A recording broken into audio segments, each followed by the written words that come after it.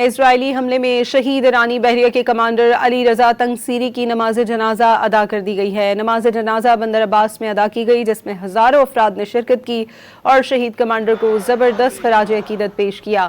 پاسداران انقلاب نے گزشتہ روز علی رضا تنگسیری کی شہادت کی تصدیق کی تھی۔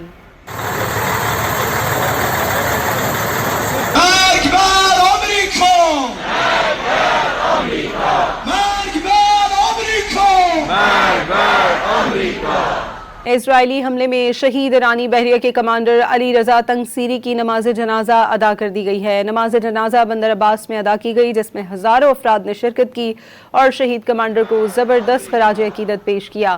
پاسداران انقلاب نے گزشتہ روز علی رضا تنگسیری کی شہادت کی تصدیق کی تھی۔